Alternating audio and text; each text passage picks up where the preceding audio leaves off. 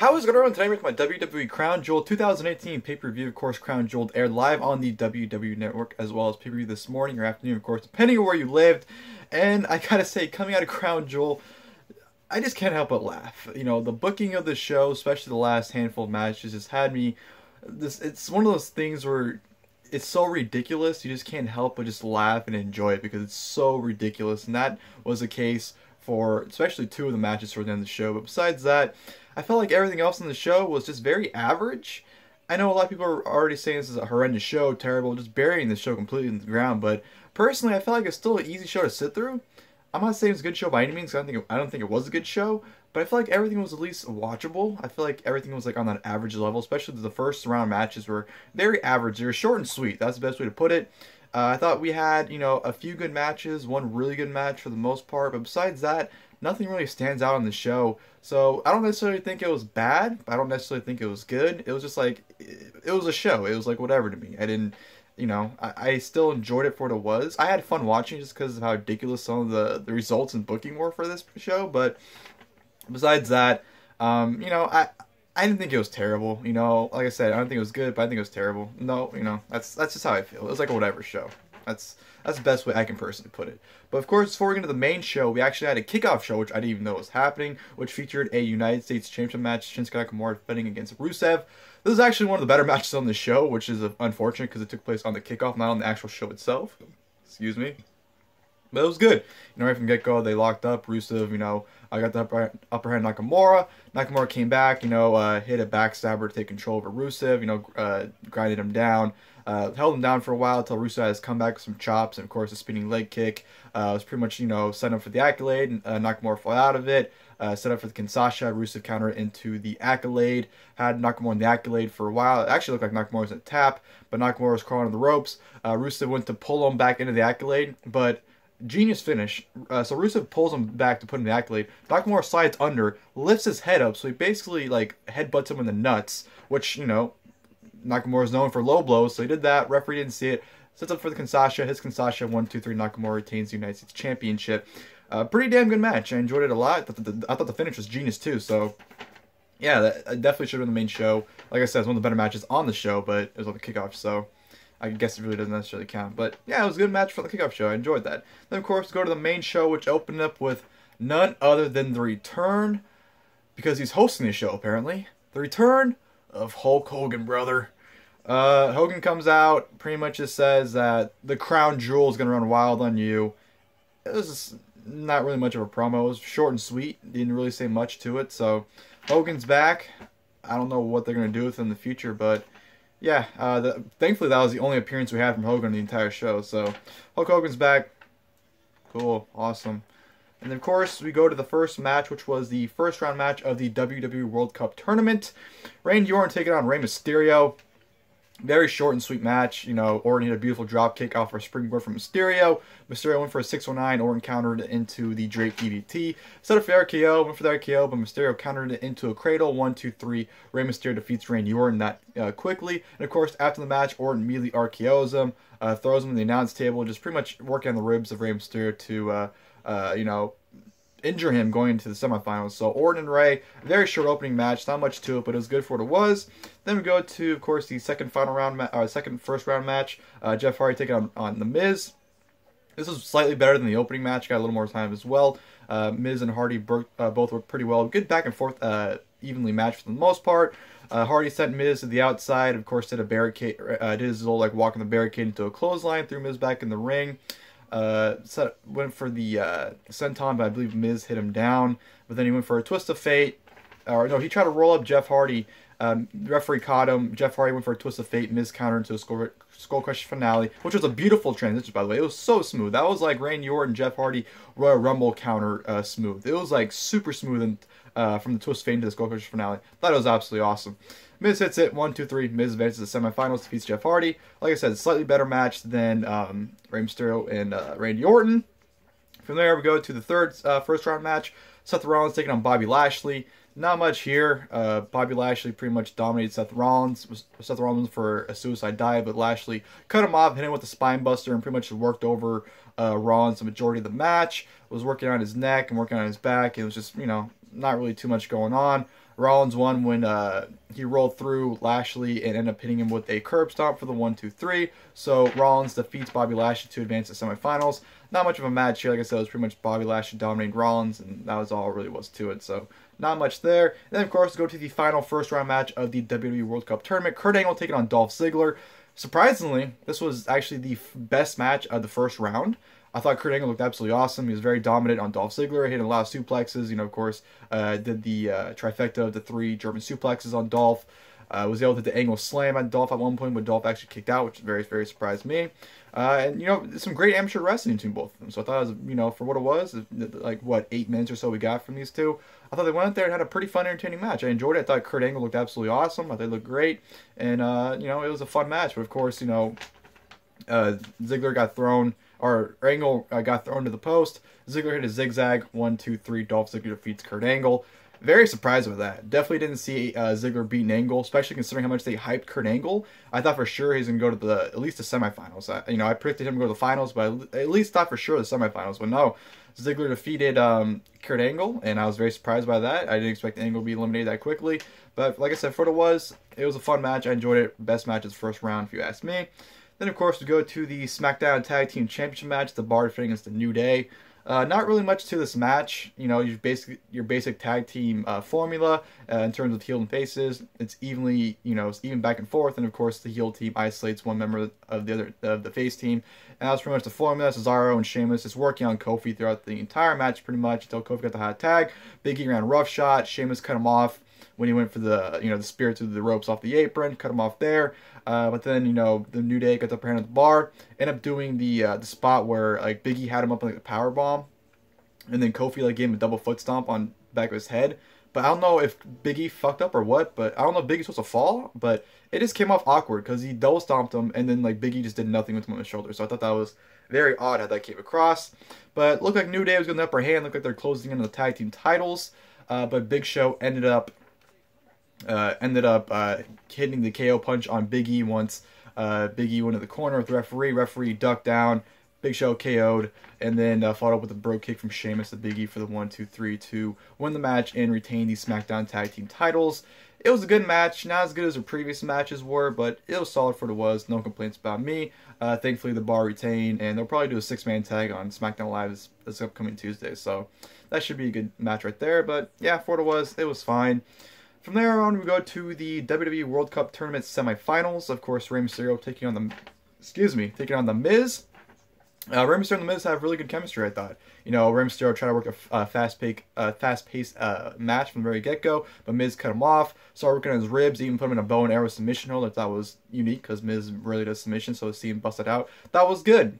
And, you know, of course, Mysterio jumped to the outside, did the slide down, did the slide off the apron onto Miz on the outside, which is a great spot. Always love that spot. And then, of course, back in the ring, Miz had a little comeback. Mysterio set up the Rana for the 619, and then Miz was able to counter out of it, try to roll up the ropes. Referee caught his feet on the ropes. Referee broke the pin. Miz was pissed off. Mysterio hits the 619, goes for the splash, runs for the splash. Miz puts his knees up, rolls up Mysterio, 1-2-3. Miz beats Mysterio to advance to the finals of the WWE World Cup Tournament. That's, like I said, it was a pretty damn good match. You know, those two have good chemistry, and they definitely showed it here. I like the pacing of it. I thought the in-ring work was pretty fun as well. You know, they even surprised me. You know, Miz hit a Skull Crusher finale at one point, which Mysterio kicked out of. I wasn't expecting that, so I thought for sure maybe Mysterio was going to win. But no, Miz still pulled out the win towards the end. So, pretty damn good match. And then, of course, we go to the final WWE World Cup Tournament semifinals match. Seth Rollins taking on Dolph Ziggler. This match pretty much had the same exact formula of their SummerSlam match, where 75% of the match they did absolutely nothing. Ziggler was putting him in chin locks, headlocks, absolutely nothing. And of course, the last couple minutes of the match, the pace picked up, got real fun, and that's what happened here. And I definitely think Rollins looked absolutely awesome. Had his comeback, hit the ripcord knee on Ziggler for a nice near fall, was set up for his signature stuff. At one point, went for the stomp, but Ziggler was able to get out of it. And then, of course, Drew McIntyre got involved at the end. Rollins was going for the frog splash. Referee wasn't looking. McIntyre just pushed Rollins down. Ziggler hits a super kick. 1-2-3. Dolph Ziggler defeats Seth Rollins, which I was very surprised by, because I thought for sure if Rollins was going to lose in the tournament, he was either going to he's just going to be cost by Ambrose. I thought for sure Ambrose would be involved to screw him, but Ambrose didn't get involved at all. Seth Rollins lost to Dolph Ziggler via super kick after, like I said, McIntyre interfered, and that was that. I was very surprised with the finish. Very surprised Dolph Ziggler was advanced to the finals, because I didn't think Dolph Ziggler was going to make it past Angle, and he's in the finals. So I was definitely surprised by that. But like I said, for what it was good. Like I said, just very basic formula. The SummerSlam match. First 75% of the match, absolutely nothing happens. In the last 25, they pick up steam and get some fire going and have a pretty damn good finish. So, good match for, for what it was. And then, of course, we go to the WWE Championship match. AJ Styles defending against Samoa Joe. This was a very good match here, but definitely the weakest of the 4 matches they've had on pay-per-view this year. From SummerSlam, Hell in a Cell, and Super Showdown. This is obviously the weaker one. I don't know, I feel like there's no sense of urgency, and I feel like you can definitely tell this was a filler match. It didn't feel like a big match at all, like a big title match. AJ was very dominant, of course, working over the leg of Samoa Joe. Samoa Joe didn't really get that much offense in. There really wasn't a point in this match where you thought Joe was going to win. I mean, there was one point where Joe got the Coquilla clutch in the middle of the ring where it looked like AJ was going to pass out, but besides that, Joe definitely didn't come across like a guy that had a chance of winning this match. And the finish was very flat as well. It's just a Pele kick, and AJ set up for the final for him. Hit it, 1, 2, 3, retained the WWE Championship against Samoa Joe. Like I said, it was very good. It was technically very good, but, you knew AJ was going to win the championship. It just didn't feel like a big match. The crowd really wasn't reacting to it. They really didn't care for it. So, I don't know. It was definition of a filler match, if you ask me. But it was still very good. Match of the night by far. But, it didn't feel important. It didn't feel like a big match. So, AJ retains, and he's going to move on to 1 year as WWE Champion. Very excited about that. So, congrats to AJ Styles. And then from there, this is where the show starts to go downhill. We go to the Vacant Universal Championship match. Of course, Braun Strowman taking on Brock Lesnar.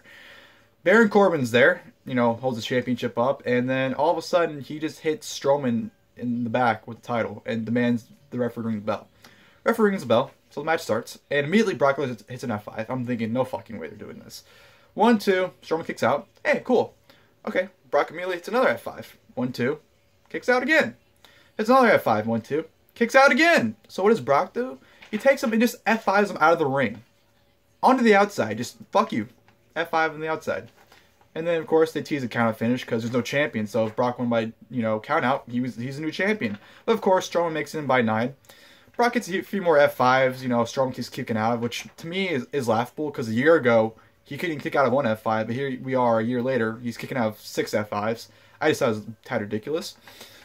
Lesnar went for another F5, Strowman fell out of it, ran to the corner, Brock charged him, kicked Brock, went to charge Brock, but then Brock caught him for the F5, hit an F5, and 1, 2, 3.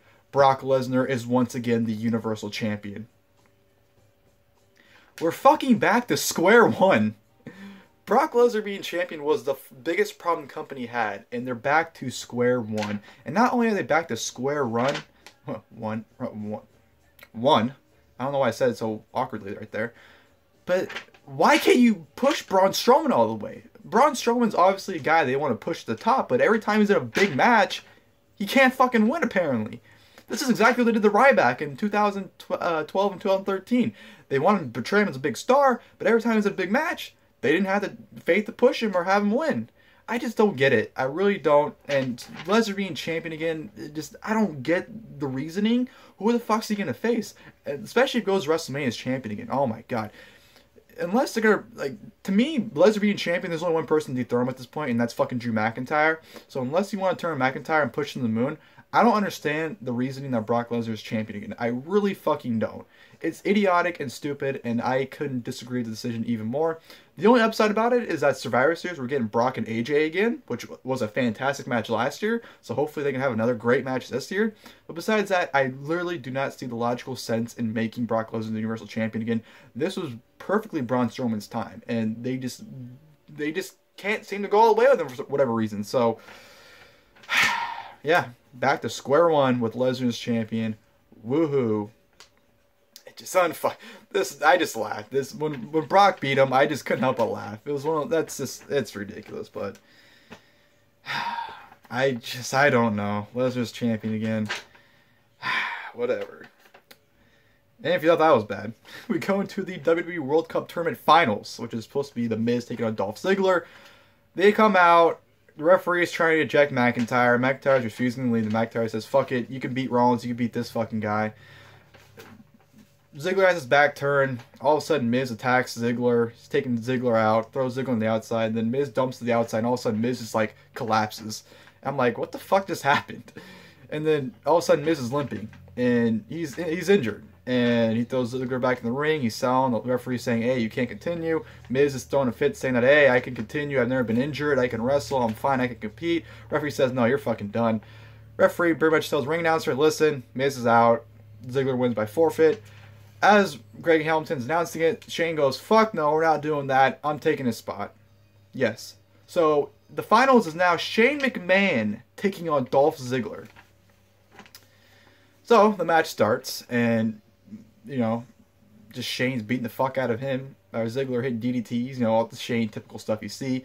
I think Ziggler had a zigzag, but Shane kicked out. And then Shane set him up for the coast to coast and hit the coast to coast for the win. And Shane McMahon is the best in the world and your WWE World Cup tournament winner. Oh man, that was just another. It's so comical. You can't help but just laugh. Like I wasn't like, okay, it's one of those ridiculous things where you can't even get mad because it's so fucking ridiculous. I just laughed. I couldn't get mad. I just thought it was so funny. I couldn't help but laugh at it. Shane McMahon is the best in the world and WWE World Cup tournament winner. And of course, they had Baron Corbin throwing a fit because, you know, Shane shouldn't have been in the match. So I think it's pretty apparent that Shane winning it is going to probably set up the Raw vs. SmackDown traditional Survivor Series elimination match to be for the World Cup tournament. That's obviously the direction you're leading towards, because why else would they have Shane replace the Miz? Because I'm pretty sure if Miz legitimately got injured, they wouldn't have just been like, oh, Shane, just go in the ring for him and wrestle. Obviously, it's planned. Maybe planting seeds for Shane versus Miz. You know, obviously, I think it plants seeds for, you know, the Raw vs. SmackDown match of Survivor Series being for the World Cup tournament, or for the World Cup, because obviously Baron Corbin's throwing a fit about it. I think he's going to challenge him, like, say, hey, you weren't in the tournament to begin with, blah, blah, blah, blah. And to be honest, they'll probably have every person, well, not every person, because Rollins is facing Nakamura. I was going to say, they'll probably have every person that was in the tournament be representatives in the 5-on-5 match, but with the, you know, whoever else being in the match, I guess you could have done Shane, Miz, Orton, Mysterio, and Hardy taking on Corbin. I don't know why Angle would be in the match. Ziggler and McIntyre, I guess you can throw in there. And Lashley, you can throw in there. And like I said, Rollins, I don't think he's going to be in the match because he's facing Nakamura already. So you can throw someone else in there. That could be your 5-on-5 right there. But I don't know. I just thought the way everything portrayed was so hilarious. And how appropriate, too. You have Shane McMahon's team playing, you know, here comes the money. Shane McMahon, McMahon was booked to win a tournament. You got Vince backstage counting his Saudi money. So the irony of it, to me, was just great. So I don't know. Shane wins, whatever. He's the best in the world. Love you, Shane, but just ridiculous. Then, of course, go to the main event, which was Shawn Michaels' big in-ring return for the first time in 8.5 years. Shawn Michaels is wrestling once again. Of course, D-Generation X taking on the Brothers of Destruction. So, I will say from the get-go, I enjoyed this match. I thought it was better than Triple H vs. The Undertaker from Super Showdown. However, I will not ignore the fact that this match was extremely sloppy. There were a lot of miscommunications, because there were a lot of points in the match where Triple H and Kane, or Triple H and Undertaker, were just stand there and go, let's do this. Like, they didn't know what the fuck they were doing. So there were a lot of that, a lot of hiccups. However, I still enjoyed the match. I still thought it was fun. Shawn Michaels looked incredible. I thought Shawn Michaels looked like he hadn't missed a beat. He obviously was the best performer in the ring, which is hilarious because he's the only person in that ring that hasn't wrestled in 8.5 years, while everyone else at least has been wrestling, you know, 1 or 2 matches a year. And he looked good. You know, he got his signature stuff in. He did his signature, you know, back bumped in the turnbuckles. He did the kip up. He did the elbow from the top rope. He even did a moonsault to the outside, which he nearly died on because Undertaker and Kane didn't catch him, and he landed face first into the ground. So I thought that was great right there. Him and Undertaker had a great interaction. They were just, you know, it was great seeing Shawn. So stuff Shawn did was great, but Triple H, I guess he got injured very early on in the match because WWE.com put up an article that Triple H apparently tore his pectoral muscle. So, you know, obviously it showed because of the match. Triple H obviously, you know, was favoring one arm and just really using one arm throughout the majority of the match. Shawn Michaels, I believe, got chokeslammed to a table. Or, no, Triple H did, sorry. Triple H got chokeslammed to a table. which kind of left Shawn Michaels to be isolated and left to the Hounds and just, pretty much get killed by Kane and Undertaker. But Triple H had to come back, came back in the ring. Undertaker locked Triple H in Hell's Gates, but, Shawn Michaels pushed Kane into it to break it up. Kane's mask fell off at one point when Shawn Michaels on the top rope and Kane's trying to get him down. Kane's mask just fell off. I don't know how, but it did, which was hilarious to me. And then finish came. It looked like Brother Destruction were closing on a win, but DX fought back. Super kick from Shawn Michaels to Kane and Undertaker, and then Triple H gave Kane a pedigree, which was like a pile driver for the 1-2-3 finish to win the match. So D-Generation X defeat the Brothers of Destruction. Kind of surprised because I thought for sure with Undertaker losing at Super Showdown that the Brothers of Destruction get a win here. But, it makes sense for DX to win. They won the war, but, I think Shawn Michaels definitely has unfinished business with The Undertaker. I think Shawn and Taker, ideally for me to be at the Royal Rumble because, I'll be there, so I want to see that match live, but I just don't see them, doing that big of a match at Survivor Series when it's only 2 weeks away.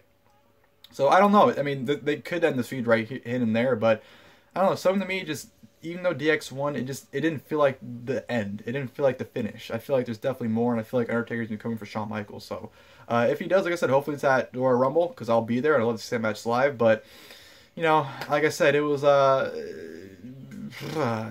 very sloppy main event, but it didn't stop me from enjoying it. I still thought it was a fun match. I still enjoyed it for what it was. There's no reason why that match should have went as long as it did, though, I will say, because there's no reason why 4 men that combined age are over 200 should be wrestling for 30 minutes, but that's just personally me.